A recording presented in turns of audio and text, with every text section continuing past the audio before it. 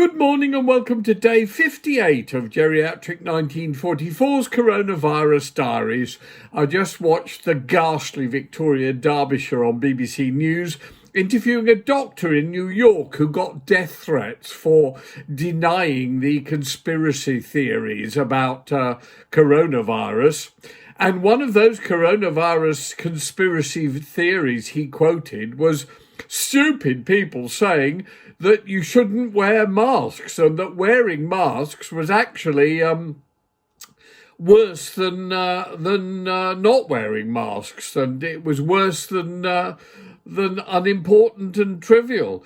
Well, I seem to remember the British government telling us that actually wearing masks was a really bad idea only a few weeks ago. It's bizarre how the world changes. Sometimes I think I'm like Gulliver in Gulliver's Travels. I'm in a mad world where people are doing things and I think to myself, did that really happen a few weeks ago, a few months ago?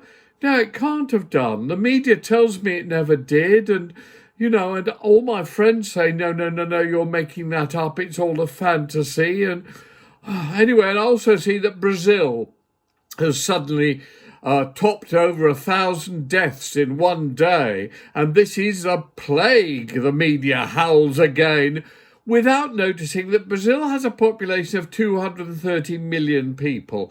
Sad though 1,000 deaths in a day may be, it's still only a drop in the ocean of the reality of what's going on in the world.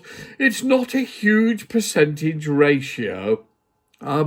Brazil, as in everywhere else, generally has got vast quantities of infection to this trivial virus, which for about 95% of the population is trivial. You get a slight cough or a cold or sneeze a lot or lose your taste and smell or whatever. For a few weeks, get over it, and that's the end of it. For a small percentage, the elderly and the diabetic, amongst others, it can be fatal, which of course makes me worry because I've been diabetic for a few years now, type 2.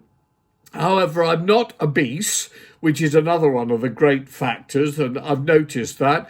And surely it's common sense. If you're obese, your lungs are well stressed and will tend to be not working very well because they've got to carry that huge lump of lard around on an hourly basis.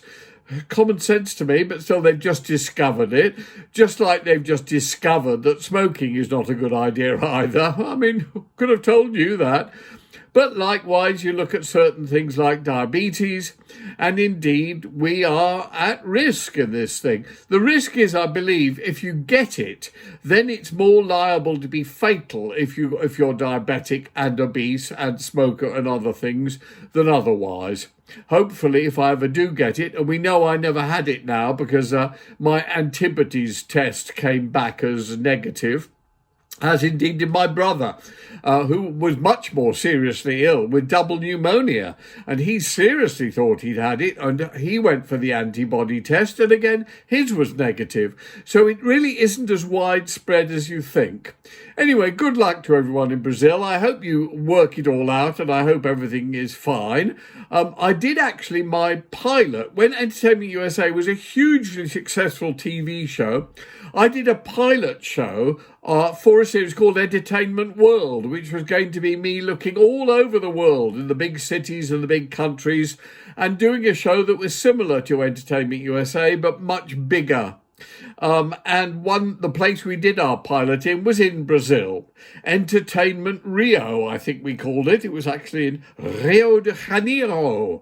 And it was great fun to make. Unfortunately, the BBC didn't pick it up. It never became a series, so it's the only show we've ever done outside the confines of our other entertainment shows.